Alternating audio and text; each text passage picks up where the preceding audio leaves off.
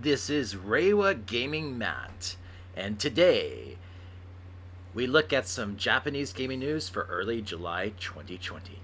Hello, friends. Welcome to another video. It's been a few days since I've recorded one, but I've been very busy getting things done, playing some games, enjoying life, taking care of a lot of important stuff. But I'm back, and today I've decided to go ahead and talk about some of the recent news that's been going on in the Japanese video game world.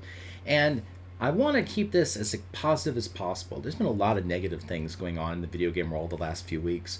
A lot of negative videos, a lot of negative feelings, and it's been really tough because, as a fan of video games, it does suck to hear all these bad news and all these terrible things, and we should hear a lot of this stuff. But there's also been just a lot of complaining and a lot of annoying misinformation going around. And I just want to talk about some really good stuff, some good news, and some news that, is disappointing, but will end up being good later on. So that's what we're going to do today. We're going to talk about some great stories from the Japanese gaming world the last few weeks that have really interested me. And you know what? To start off the positivity, let's start off with a very wonderful bit of news that just broke today, and that concerns a very popular person in the video game world by the name of Ikumi Nakamura. Now, if you don't know the name, you might remember her from last E3. She was working at Bethesda, I believe it was Tango Gameworks. That was Shinji Mikami's studio, I believe, is the guy's name, I believe. And she came on stage to introduce her new game, Ghostwire Tokyo. Great looking game that takes place in modern Tokyo with some interesting demon twist. We've seen some gameplay recently, but for the most part, it's still a very interesting title that we've only seen a tiny bit of it.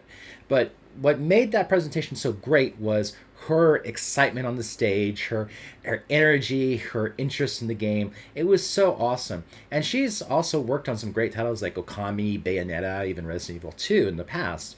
Well, strangely enough, only a few months after that unveiling of the game, as she was one of the creative directors of the game, I think she was the creative director of the game, she announced that she was leaving the game, and she was leaving the studio out of nowhere. And after that, she basically went freelance.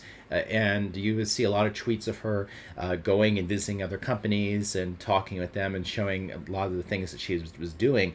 But people were asking, why did she leave? Why would she leave this big project that she just announced as being the big person for part of that game just only a few months afterwards? There's a lot of questions about, was there an issue with Bethesda? Was there an issue with the game itself? There just was a lot of question marks. Well, last few weeks, or last few months, I should say, we hadn't heard a lot from her, but today we've heard some news from her. It's really big, and it kind of may explain why she left last September. The timing does hit right, and if it is the reason, it's great news. I'm sure it's part of the reason. And in a tweet today, she posted this comment: "Are you alive? Yes, I am. I released my new project, which went live on June 1st. This will be the longest ongoing project I've ever taken on, and I know it will bring the deepest joy and happiness to the world. I'm grateful to be able to help humanity live long and prosper." And as you can see, she shows a picture of her brand new baby. And she has a little funny picture about, the wonderfulness of giving birth and, of course, the difficulties afterwards. First of all, congratulations to Ikumi Nakamura on this wonderful news. It's great to hear that she has this wonderful new child in her life, and having a child is a great thing, and it's great to see this wonderful news. And there was always a lot of talk about why she left, and this doesn't confirm that's why she left, but probably is the reason.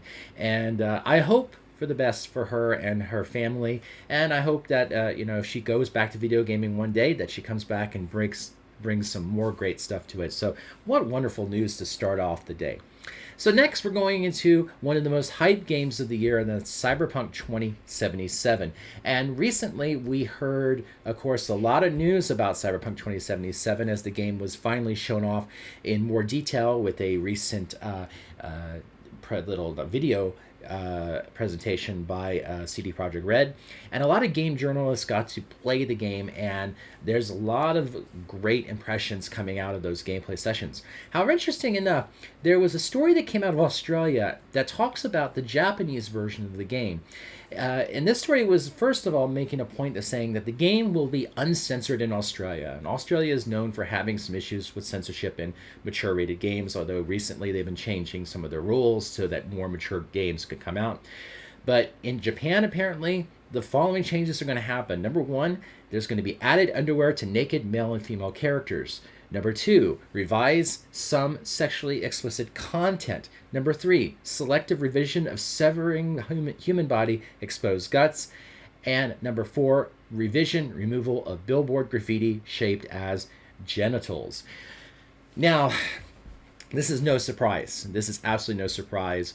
I expected Cyberpunk 2077 to be heavily censored in Japan, especially when we started hearing some of how mature the game is going to be in general. Two things need to be known about why the censorship is happening in Japan. Number one is Japanese laws regarding the presentation of genitals in media. Simply put, it's basically banned almost in all forms, particularly movies, videos, and especially adult videos. So anything below the belt that's shown has to be censored, completely censored. And this is where a lot of people make fun of Japanese adult videos, for instance, because they're all censored, and it's absolutely ridiculous. But not only that, Western movies and games are also censored. So, for instance, if you were watching Game of Thrones or Westworld, like I was on Japanese TV, and whenever there was a nude scene, they showed the genital area, it was completely covered in a circle, white mosaic type thing. It was absolutely ridiculous and silly. It didn't make any sense at all. Now, showing breast is not a problem, but just like the human body severing, the cutting off body parts and things like that, and just sexually generated content, explicit content in general, those stuff are regulated by CERO, the Japanese rating board, and they particularly just simply put do not allow sexually explicit content and heavy violence such as cutting off body parts, limbs, heads, and so on. I fully expect that next week's big game, Ghost of Tsushima, is also going to have heavily censored content because of that. Last of Us 2 recently had heavily censored content because of that. It's very interesting because in the old days of Japanese gaming, a lot of this stuff existed. A lot of this stuff was there in terms of the violence and also sex. Even though there was certain areas that had to be censored due to Japanese law, you still had games with breasts all the time. But since CERO has come in, these have been problems. Now, I plan on doing a video on CERO in the future talking about what actually is allowed and what is not and how people feel about it, but obviously people aren't very happy about it. So if you want to play Cyberpunk 2077 in all its glory, don't get the Japanese version for certain. And I'm sure there's going to be a lot of Japanese gamers who are going to be going digitally or buying the game, import, and playing it that way. By the way, interesting enough, regarding that rule, regarding the showing of genitals in Japan, it's strange because there have been many times I've seen in Japanese media of Western films where somehow it has gotten in there. Two instances in particular. There was this film I believe was called Tokyo. It was like a compilation of shorts. And it was an interesting little film. And I remember seeing like a fully naked person with no mosaic or anything. And also the Watchmen movie. I just recently bought that here in Japan, the Japanese copy. And Dr. Manhattan, they don't censor anything when they show his parts. So it's kind of weird how sometimes it's completely censored and then a few times it's not. No one knows for certain why.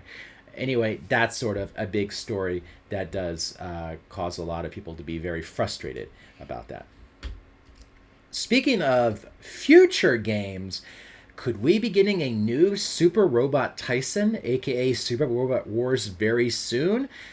Well, the 30th anniversary is coming in April, and apparently PlayAsia has some sort of information because recently they posted on their website listings for a brand new 30th anniversary Super Robot Wars game coming to the PlayStation 5, PlayStation 4, and Switch.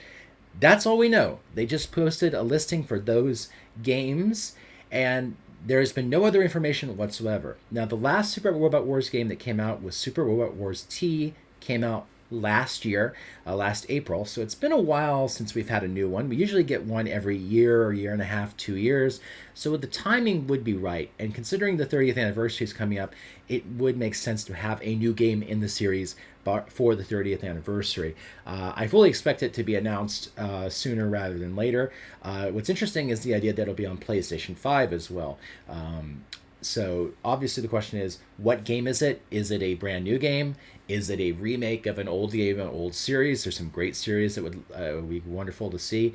What new series will come into it? Because remember, Super Robot Wars, if you don't know or don't remember, is a game that brings in a lot of the famous Japanese mech series. They combine them together and they all fight together in a how I say, an SRPG world. It's very, very cool series, really great. So hopefully we'll get some news on that in the next few weeks. I'm a huge fan of the Super Robot Wars series.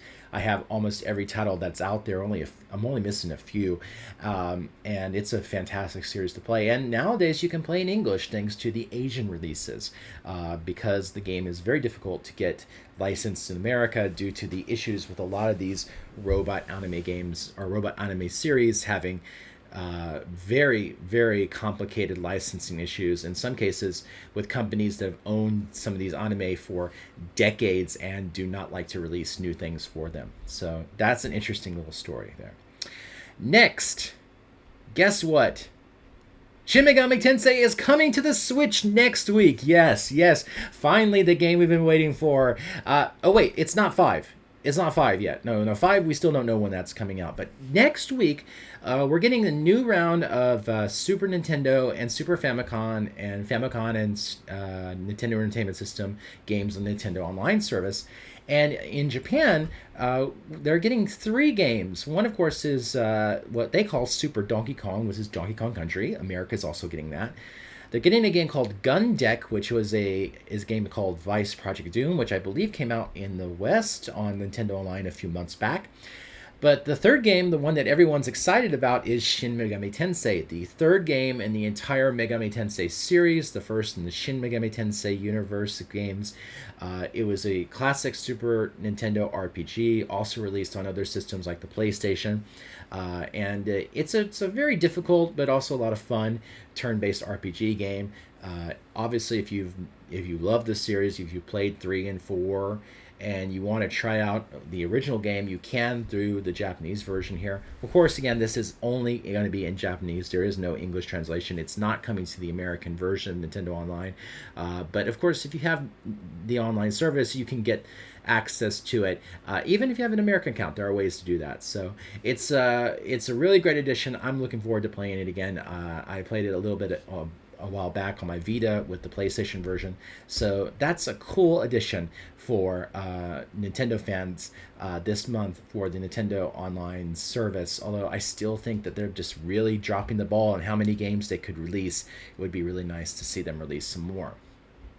Let's go ahead and talk about some Falcom news, and we got some big ones here. The first one is that Ys Origin, a game that's been released pretty much on every platform, is now coming to the Switch in 2020. Emu will release the Switch version of the game this year. And there will also be limited run games physical editions that will go on pre-order. I believe they went on pre-order today. I have to double check that information myself, but yes, we're going to see Ys Origins or Ys Origin coming very soon to Nintendo Switch. The Ys games, of course, have been a very popular series in both the East and West in the last few years, the last many generations. And so it's great to see this version come to the Switch as well. Not only that, we have some more news regarding the Trails series. The next Legend of Heroes Trails game, not Hajimari no Kiseki, which is coming out in August, but the very next game is already in development. Apparently, it's also at a point where they can talk about it.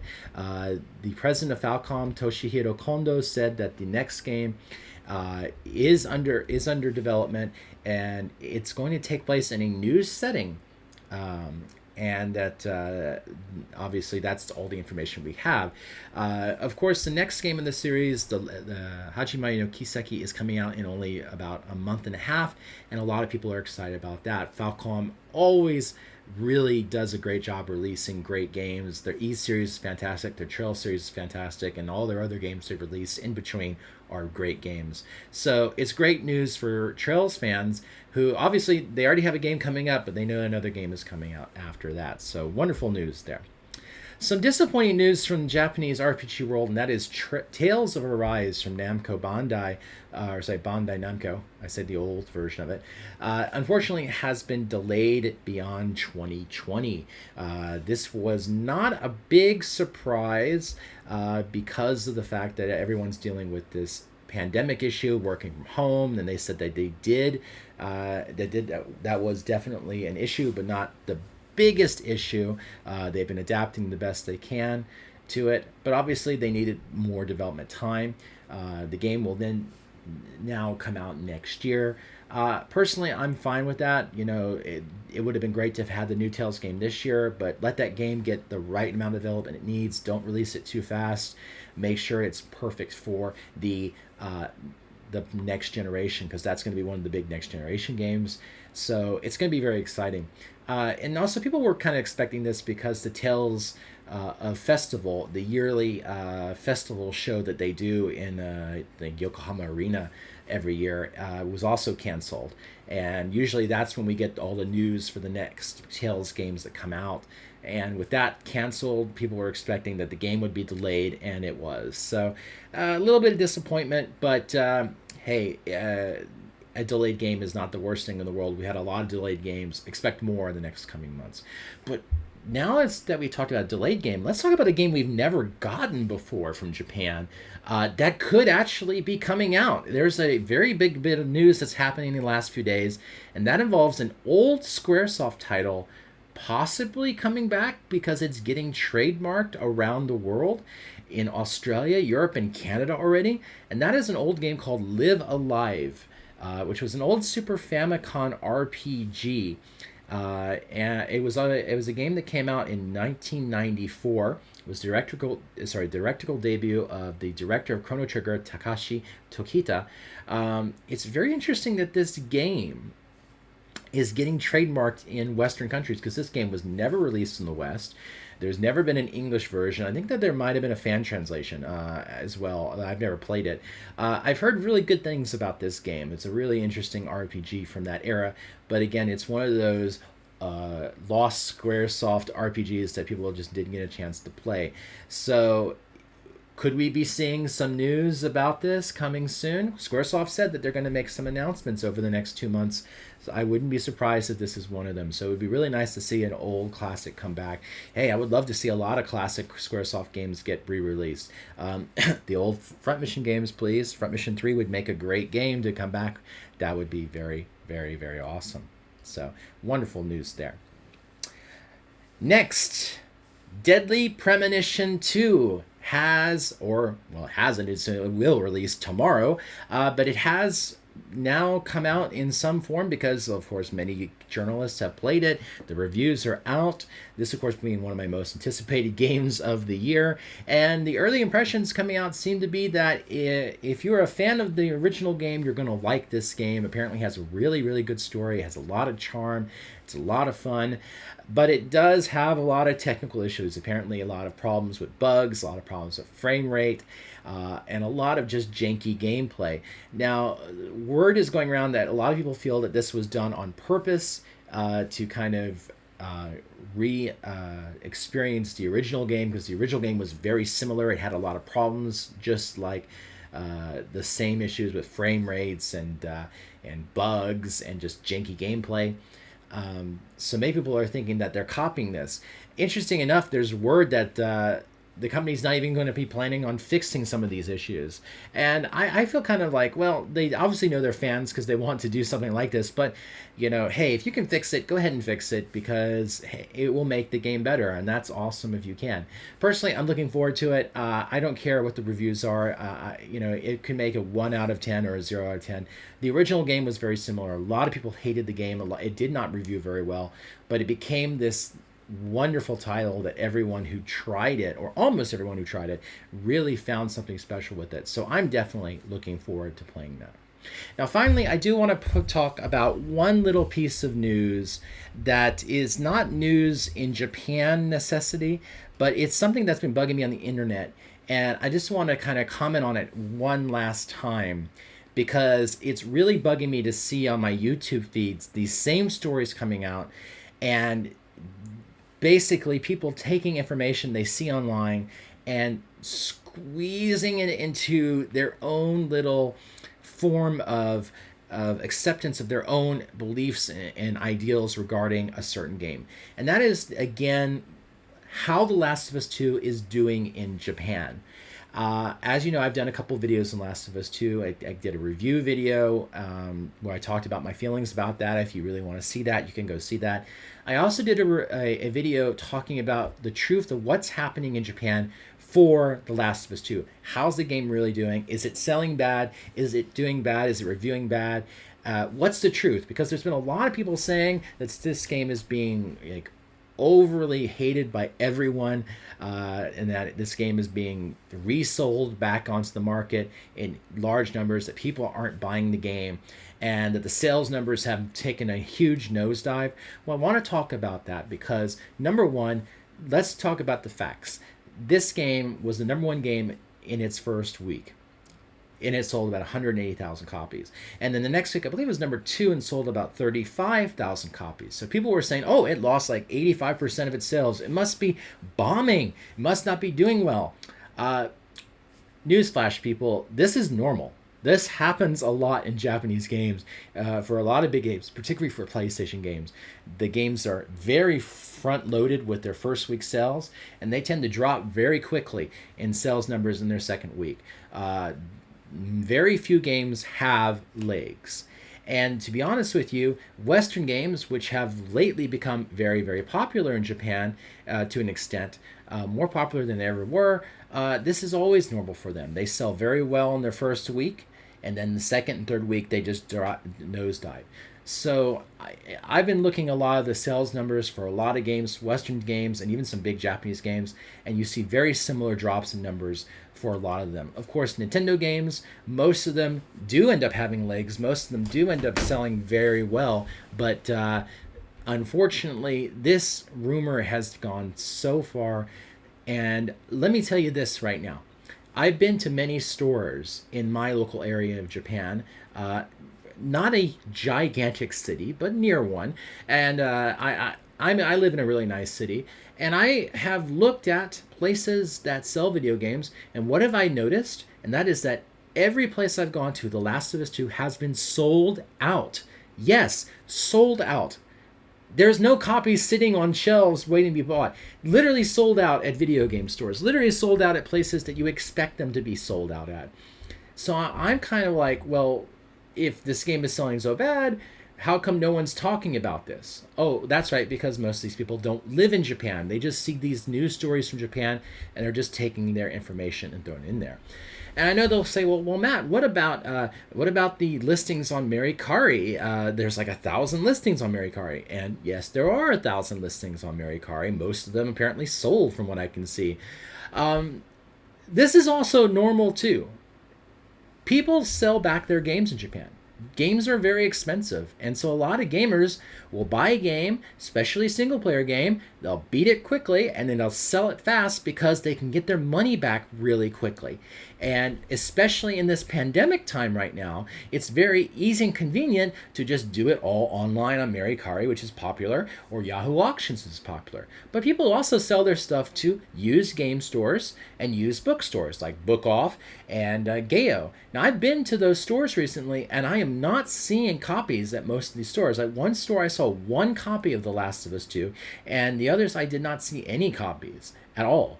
Which, if you were thinking that there's like thousands of copies of this game that's being sent back that are not being sold, you would find them somewhere. Well, I'm not finding them.